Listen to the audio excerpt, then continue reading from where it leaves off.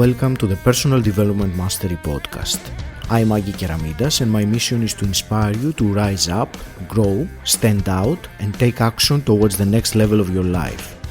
I interview leaders, influencers, entrepreneurs, authors, exceptional people who can and will inspire you to improve your life. Tune in for 2 episodes each week and make sure you subscribe to the podcast to get the episodes as soon as they are released. In today's show, it is my real pleasure and honor to speak with Andy Ramage. Andy, you are a leading behavioral change expert and a performance coach, an entrepreneur, best-selling author, and a TEDx speaker. You started your career as a professional athlete, but an injury cut this career short. You then went on to co-create 2 multimillion-dollar city brokerages. But after achieving what traditionally is called success, you were left feeling broken, unhappy, stressed, unfit, overweight, and unhealthy. That led you on a journey to study behavioral change and elite performance, and you now hold a master's degree in coaching psychology and positive psychology. You are the co-founder of 1 Year No Beer, a platform which has inspired over 100,000 people to transform their relationship with alcohol.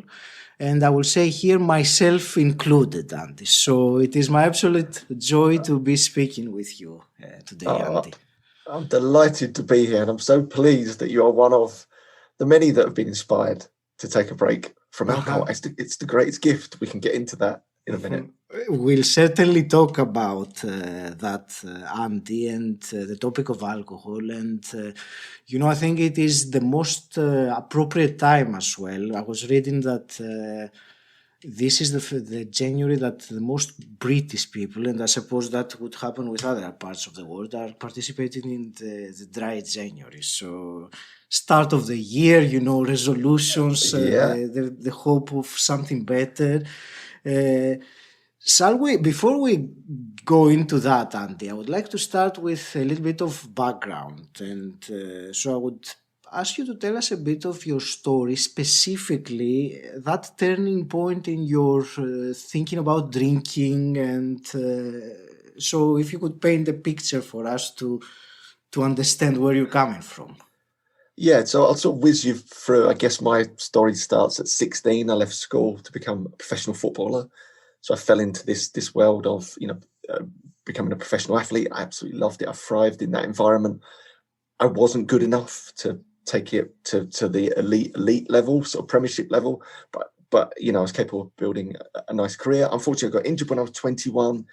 That career was over, which then led me on this journey around the world. I traveled a lot, met my now wife. And then at the age of sort of mid-20s, came back to London, where I grew up, and fell into the world of oil broking, which is the guys in the bright jackets in the trading pits screaming and shouting at one another. It's fast-paced, it's electric. It was the closest thing that I'd ever found to professional sport.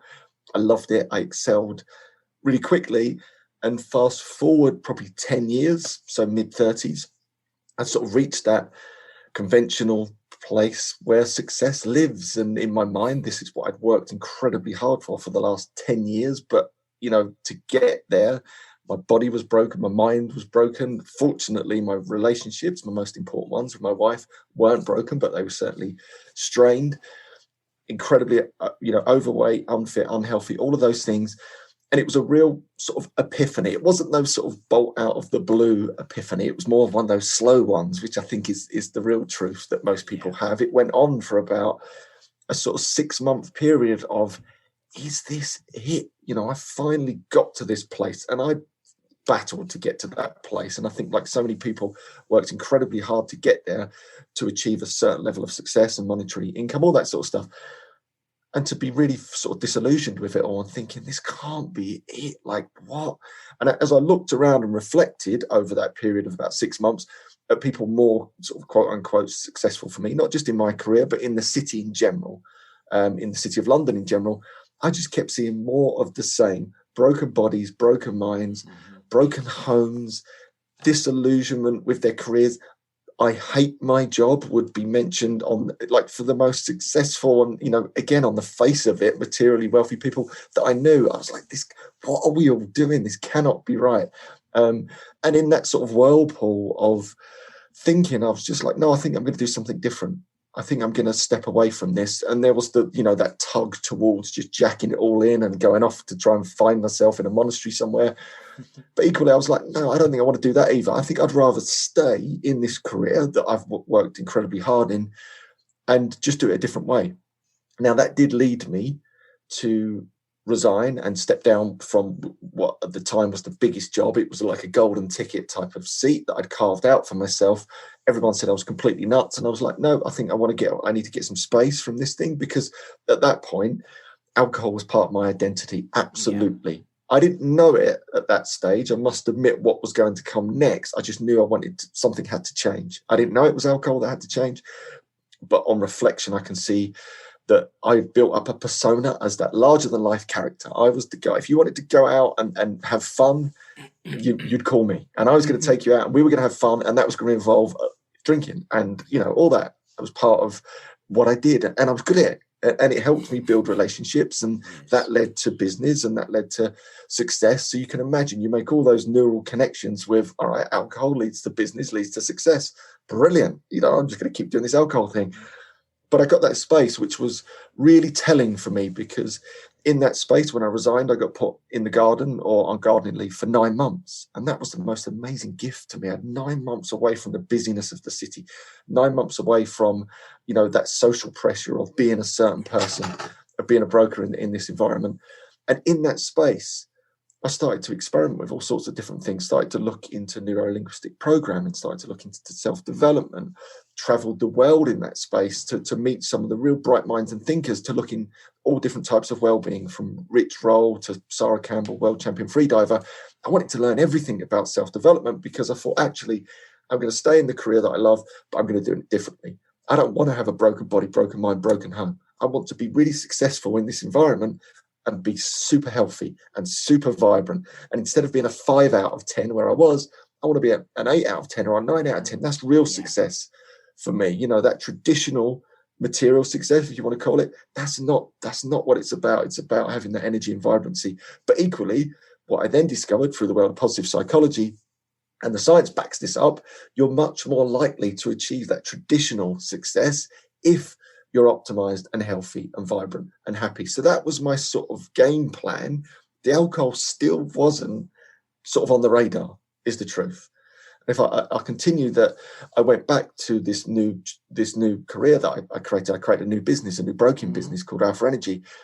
And within a month of going back to that, old habits started to reappear. You know, in my mind, I was going to go back and, you know, I was going to eat salad and stuff. I was going to meditate. I was going to like transform the way that we work in that environment. And quite quickly, I got sucked back into those old, well-worn habits of entertaining, because it was easy. It's what I did. That's how I met clients, made business, blah, blah, blah.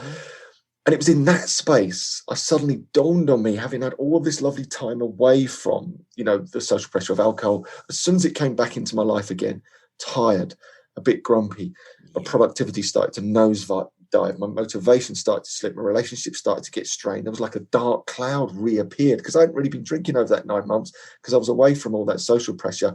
And it was in that moment was the penny drop of, oh, actually, I think it's alcohol. I think it's the elephant in the room that no one wants to talk about. I think it's actually alcohol that is causing me to feel like a 5 out of 10, that's caused me to put the weight on and just feel unmotivated and all the things that I dislike about this career. I think it's the alcohol bit. But that was so scary, because, again, back to what I said earlier, I'd made all these like real neural associations with alcohol and success in this career. So to challenge that scared the life out of me. But they reached that point where I thought, actually, my business, this new business, is going to fail unless I'm absolutely on my A game. And the only way to get absolutely on my A game is to remove alcohol, which I did. And it was in that experience, which I found incredibly difficult, by the way, and just to set the stall out before we move on, that I would have classed myself as a middle lane drinker. I was someone that about to would ask you that. Yeah. yeah, and I think this is an important definition. There's no addiction in my story. There's no rock bottom in my story. That is my story that I just described. And it was, the same story that most people have that operate in the city. I was a middle lane drinker, someone that would drink averagely, someone that would drink heavily, someone that would drink not at all, someone that would drink moderately. And I think I've just described basically most adults on the planet. So I wasn't exceptional, but what I realized that the way that alcohol affected me, it was just destroying my performance across the board. So yeah, that sort of brings us up to that sort of crux moment of then trying to take a break, which I found incredibly difficult for many, many reasons. And I think that anyone who has tried it will find some challenges because it is a habit. I will leave completely anything else aside, but when we do something over and over again, it becomes a habit that it is surprisingly difficult to break sometimes. And I liked you said something about, you described all those feelings that you had while you were drinking as a dark cloud, and I really like this kind of analogy. And I actually, when you were saying that, I kind of knew what you meant exactly in terms of, it's very visual, a dark cloud of this kind of negativity or poor energy or short-temperedness or whatever else it might be.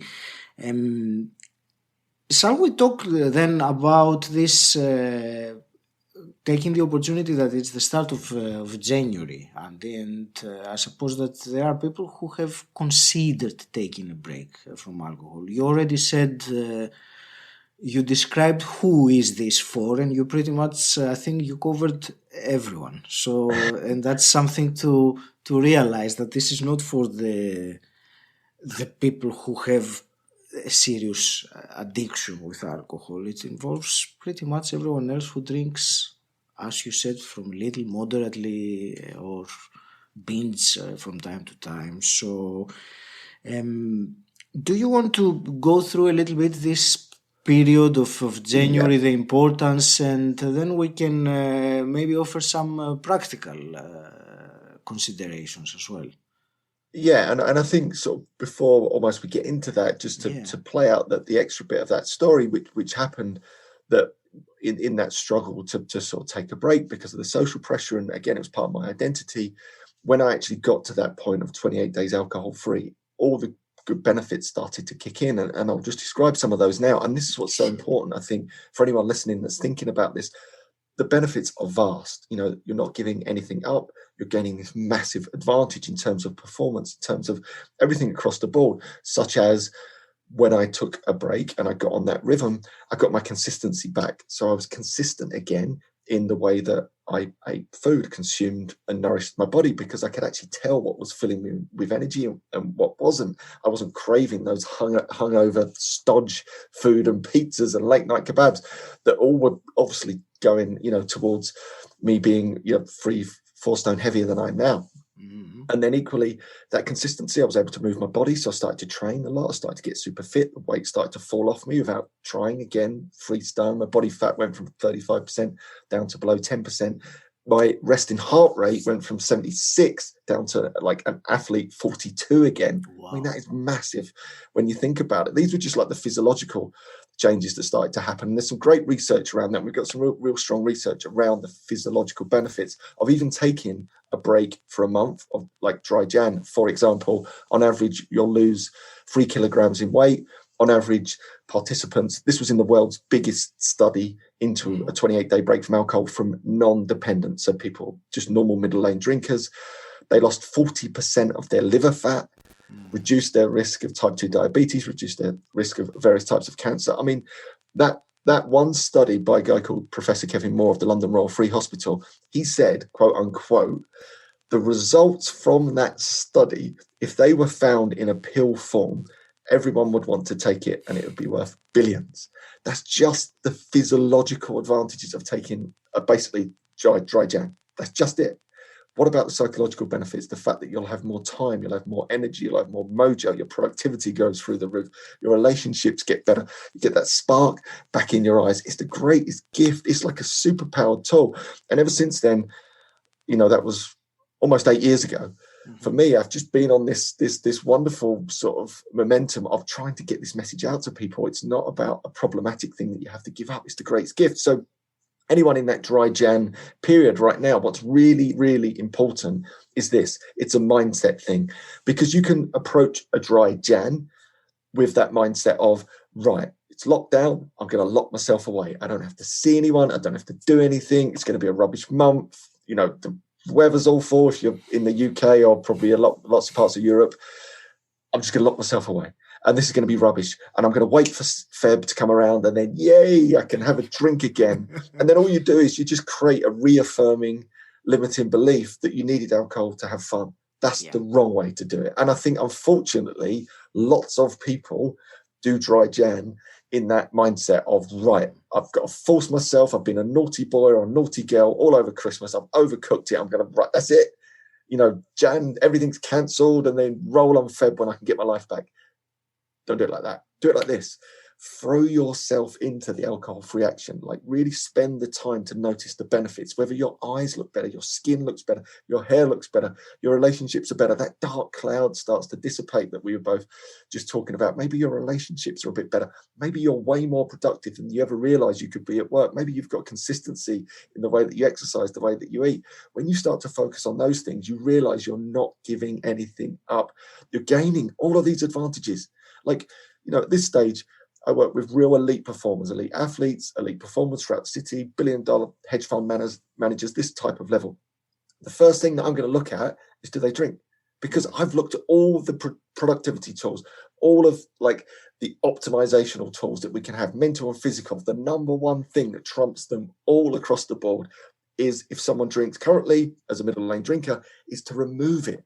I know for a fact, subjectively through the science, the results that they're going to get are going to be exponentially higher if they also take a break from alcohol at the same time. It's like the greatest productivity tool in our back pocket. So yeah, anyone in that dry Jan frame of mind, what's great about dry Jan, I will say that, is because now we've got this cultural,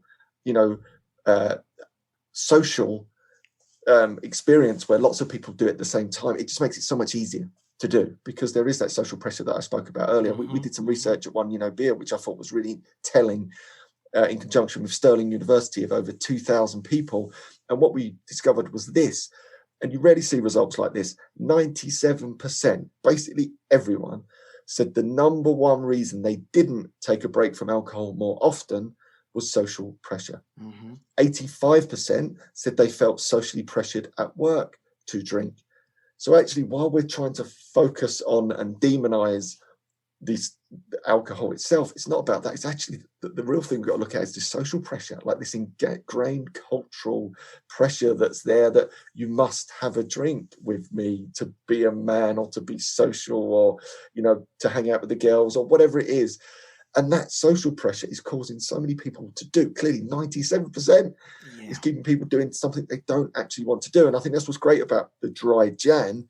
It's socially acceptable to not drink. It's probably the only period of the year. So our dream, really, in many ways, or what I'll spend the rest of my life doing, is trying to get it into a place where any day, any month, any week, it's socially acceptable to not drink. And I think we're getting closer to that, which is really exciting, because I think when we get to that place, that is when you see this huge shift, and it's starting to happen now, which is really exciting, where people get comfortable to say, actually, I'm not drinking tonight. And then they don't get slammed by, all that overt or covert pressure to drink, and I think that's really telling. And things are moving really quickly, which is exciting for me, having been, involved in this for the last sort of 8 or 9 years.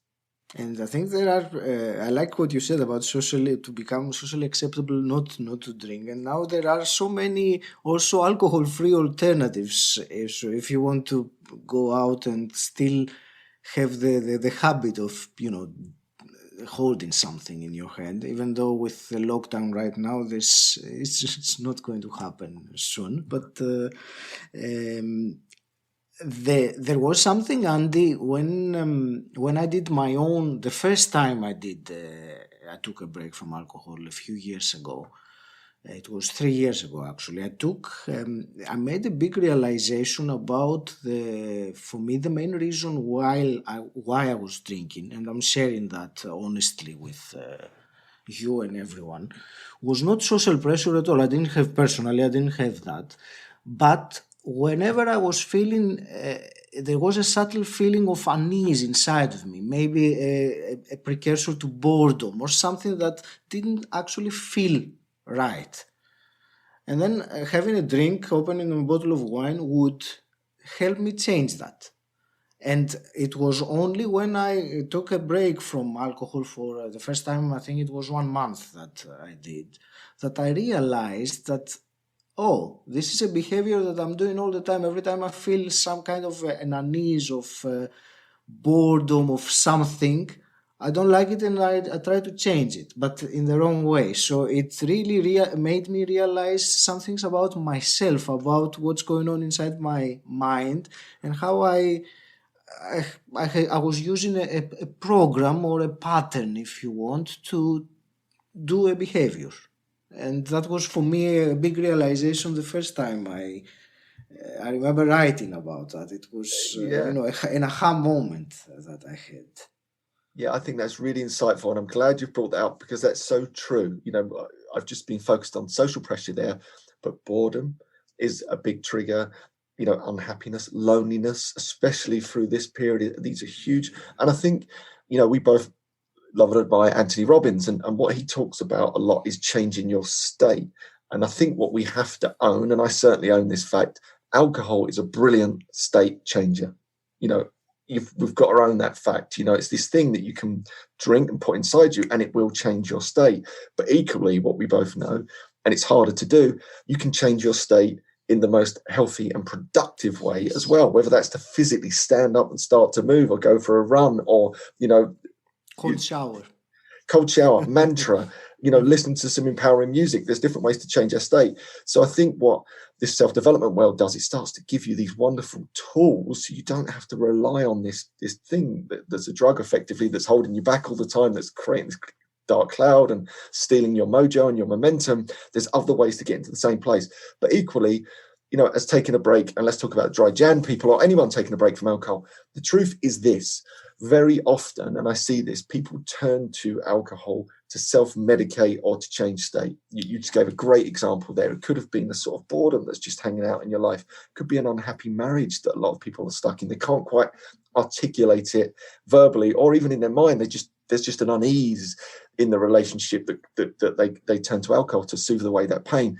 If that sits here, and this is not talking about addiction either, this is the really important thing. There's an assumption that, that sounds like they must be addicted. It's not. That's the sort of thing, this low level type of anxiety or unease that sits in the background that's just tripping you up just enough that every other night you turn to that glass of wine, which over time steals your mojo, steals your momentum.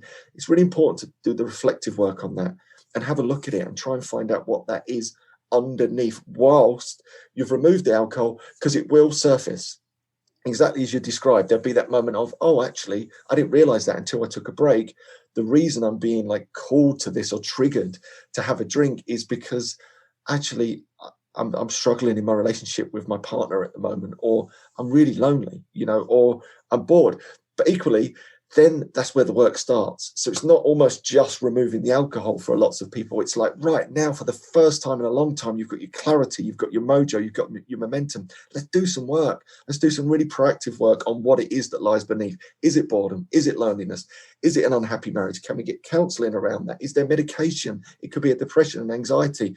I think it's really important to do the work on what lies beneath, because then you get this wonderful dual momentum of upward thriving, because not only have you removed the booze, which is like kryptonite to your dreams and your soul, in my opinion, you've then done the work on the thing that's been tripping you up for a long while that you've never done the work on before. And then maybe if you can get on top of both of those things, suddenly you've got this amazing clarity.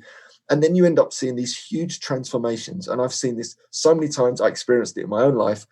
And I will call it a transformation because that's what it is. This almost it's just a phoenix from the flames type of rise to, vibrancy and energy, and that smile comes back, and that wonderful positivity comes back into people's life. They start to achieve things they never thought possible, whether that's physically, mentally, in their careers, in their relationships. And very often it all comes from that place of reflection when going alcohol free, because there's this real opportunity to get in there and do the work. So this is way bigger in many ways than just taking a break from alcohol. This often is the catalyst to your best self. That's why I do this. I don't do this so much for the helping people to take a break from alcohol thing. I know I can do that, and I know most people can achieve that. The reason I do all this is because of what happens next. I want to be there as maybe that wise guide that says, right, you've got your momentum, things are starting to change.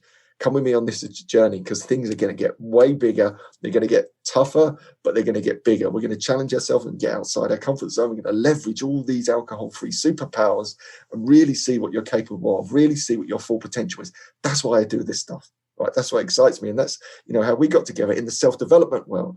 That's where I spend a lot of my time now. It's actually, alcohol is just a catalyst in my opinion, to get us in the same room to look at self-development, to see how far we can push ourselves. That's what excites me, as you can tell. I can tell very much. You are very 200% animated and passionate about it. I remember it was in your speech that you were saying that stopping alcohol is like a key that unlocks something else, and that's exactly what you've been saying again. And I can vouch by my own personal experience, because a few years ago I was in the same category.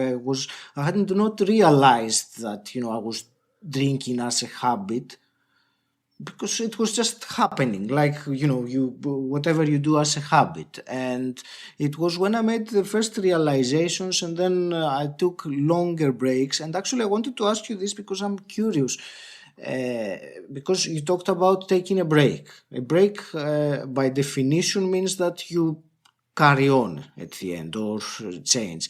When was it for you, that point that you realized that you don't want to go back into drinking? Yeah, and I think the truth is this, and we have to own this fact. To the point that I stopped drinking, which was almost 8 years ago, prior to that, I'd had many, many false starts. So, I'd take 2 weeks off, stumble, slip up, trip up. Yeah. I made every mistake in the book. And that was really the genesis in my mind of creating the whole one. Beer movement was to try and help people and save them from as many of those slip ups, because it's really difficult to do. So I think we have to own the fact that, we're perfectly imperfect humans. It's not one of these, and I think the number one mistake that people make when it comes to taking a break from alcohol is that they have to be perfect. It's like, right, I'm starting on day 1, and if I get to day 7 or day 21 and I slip up for whatever reason, that's it, I failed, what's the point? I'll give up. When actually, if you think about it and get some space from it, it might be that you were drinking, let's just say every day, right? Let's just, to make it easy, and you get to day 21. That's 21 days when you haven't had a drink. So that one slip up, so what? It's a slip up, learn from it, come back stronger, and keep streaking, as it were. And then what you'll find is, over time, you'll build that lovely momentum, and all of a sudden, that streak will get longer and longer and longer, and you'll find yourself on this much bigger alcohol-free adventure. But for myself, there was all this build up to the point when I got to 28 days. And that was it. That was life-changing for me. Then it got life-changing again at 90 days. But at 28 days, I remember I woke up Saturday morning. I'd slept like I hadn't slept for years, like a deep, restorative sleep. I was properly energized and bright. The kids were on top form. The sun was shining. And I just remember thinking, I feel bloody great. It's the best I've felt in years and years and years. I want more of this. I'm not giving this up for anyone. I don't want this on a Saturday. I want this on a Monday and a Tuesday and a Wednesday. And that was the real momentum that took me to 90 days. And I think the alcohol-free magic is what I'll describe it as, happens somewhere between 28 and 90 days. And what that is for me, it's that realization, it's that penny drop moment of, oh, I'm not giving anything up here. I'm gaining this massive advantage over everyone I know in life. I feel great. My eyes are bright again. I've got that mojo. I've got that momentum. I've demonstrated to myself that I can relieve boredom, or overcome loneliness, or deal with the social, pressure, or whatever it is, or deal with stress.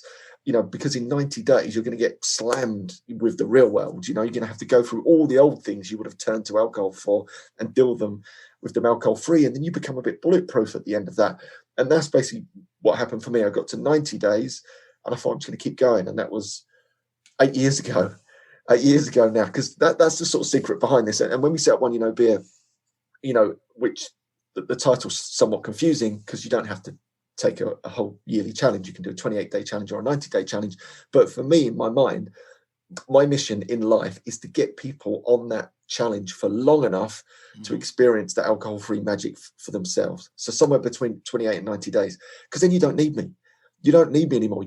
For yourself, you've had this first-hand visceral experience of, oh, my life is miles better without alcohol. Therefore, no one can ever tell me or pressure me into doing that thing again, because why would I do that? That makes no sense. Why would I do something that's going to steal my energy, my time, my relationships, my productivity, my career?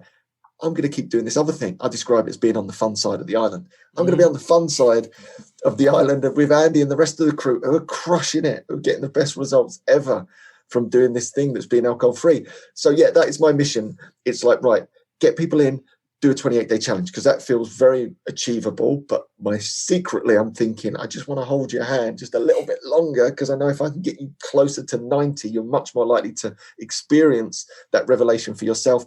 Then my work here is done. Then it's all about self-development. That's what, again, all of my stuff that I do now is all about, right, let's get cracking.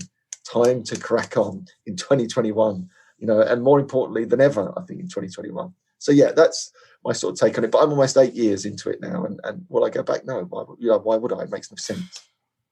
I will add to what you were saying. I have been, first of all, that the 28-day also for me when I did it the first time, and that's why I said in the beginning that I have been one of the people that got inspired and assisted, because I joined for the 28 days and watched the videos, all the support, the tweaks in your psychology that can help with, what you were saying about failure and how we perceive. So all these things really helped me very much at that time. And then on, I did a 6 month, the 2 years before, which was completely revealing, because I know exactly firsthand what you mean about this miracle or this transformation. This is something very well that it's different and better. And conversely, when I have ended these periods and have gone back to drinking, which usually happens very subtly initially, you will have, okay, let's have a glass, and then kind of after a period of time tends to go back more or less to how it used to be. But you really can compare how you feel and how you were feeling. So for me, it has always been the periods in between the breaks.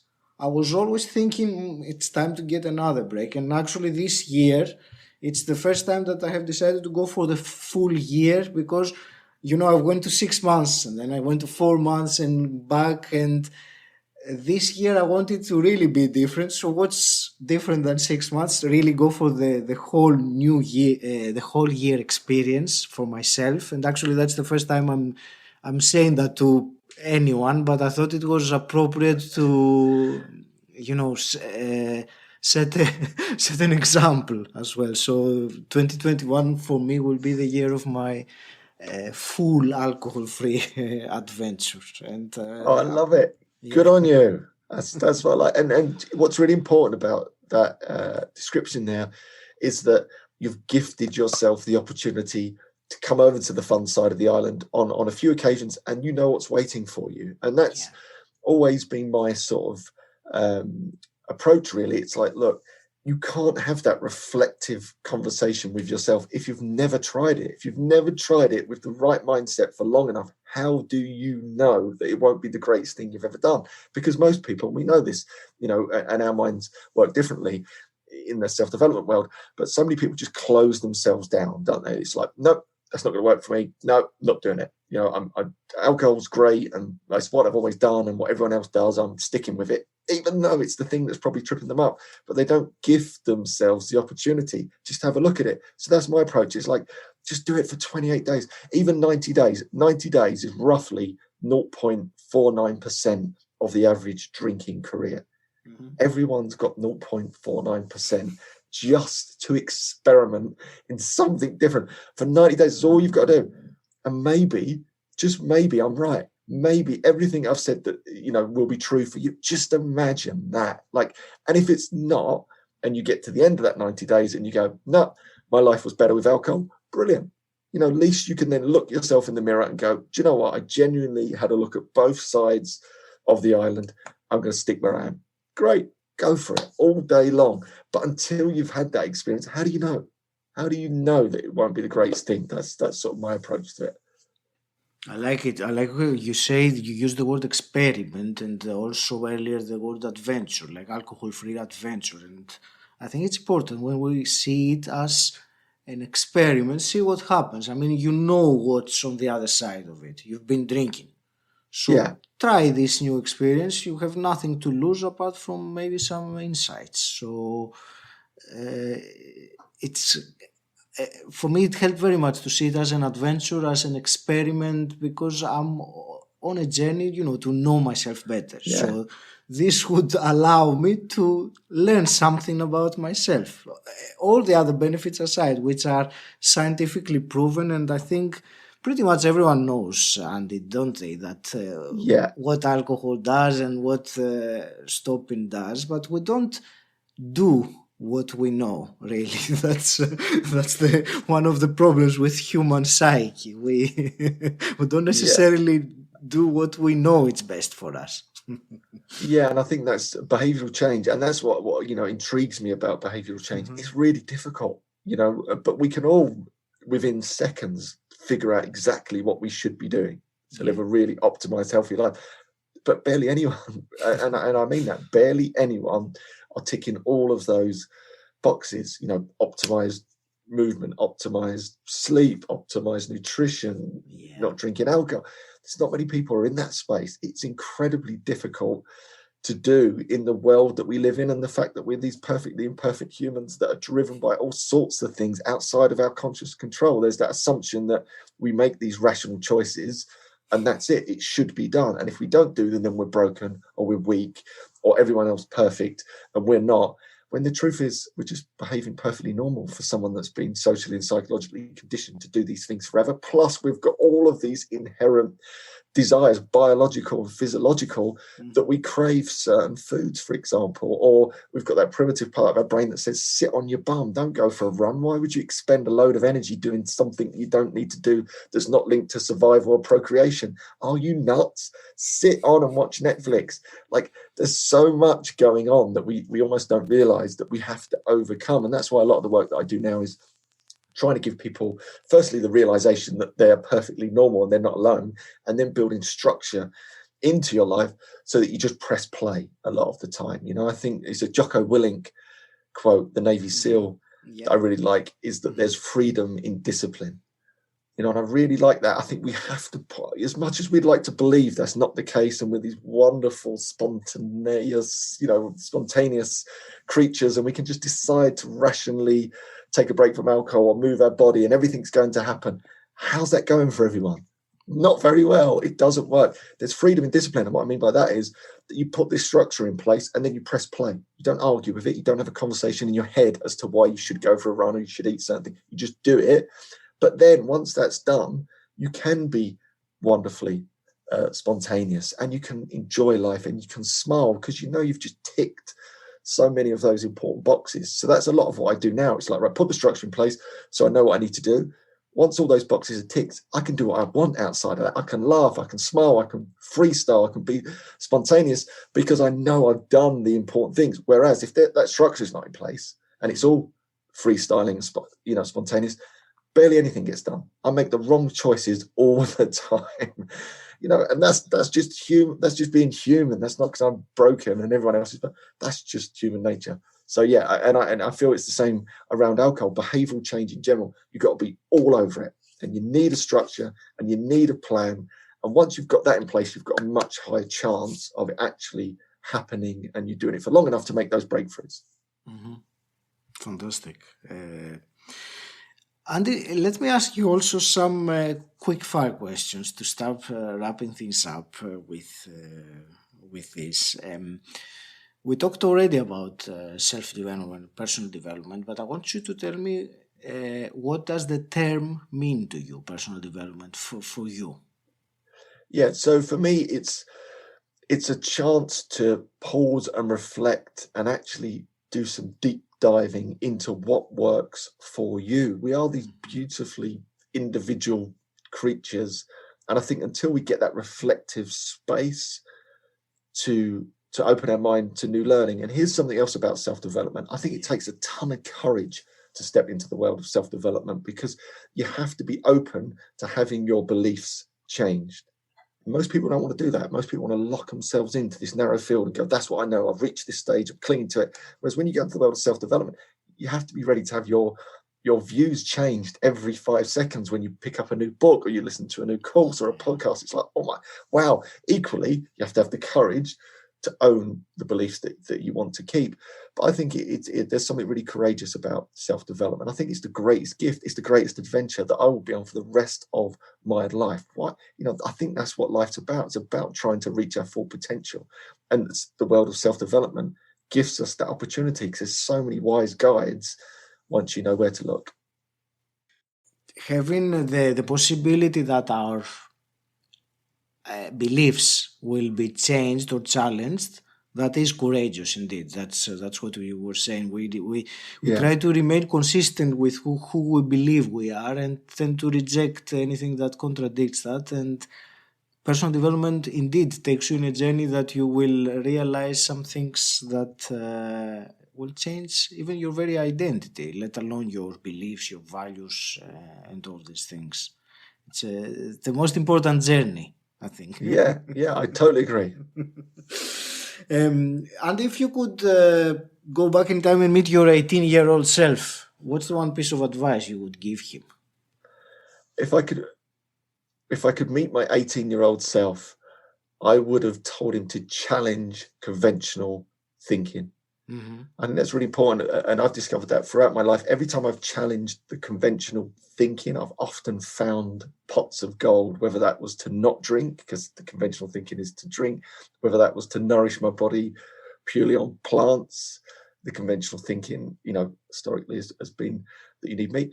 All of these things consistently, I think, and as an 18-year-old, I was a professional footballer. I wish I'd had the courage again to challenge all of the ideas that were being thrown at me and actually research and find out what was really working, because I think there was probably a real opportunity to have trained in a different way that could have accelerated my career in all sorts of different directions. I didn't quite have that courage or that confidence as an 18-year-old. So yeah, that would definitely be the advice.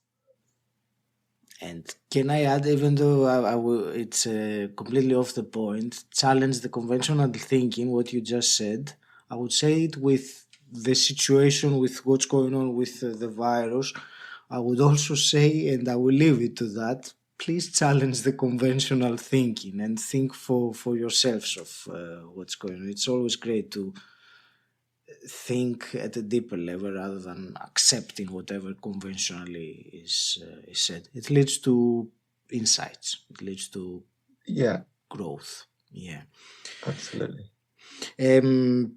Andy, how can people connect with you and find out more of what you do and what we've discussed? Yeah, so on the social Instagram and Facebook, it's at Andy Ramage Official. Is where I spend most of my time. If you're thinking of taking an alcohol-free challenge, beer, it's a great place to go. You can take challenges on there. I'm live every single day on Facebook and Instagram. Again, just sort of waxing lyrical as best I can about anything sort of self-development and alcohol-free. Mm-hmm. You are certainly your passion comes across when you're speaking about these things.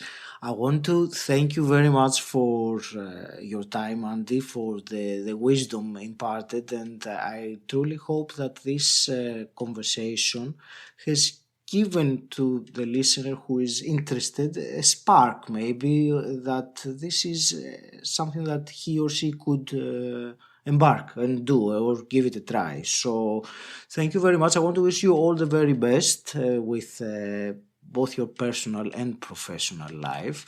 Any last parting words?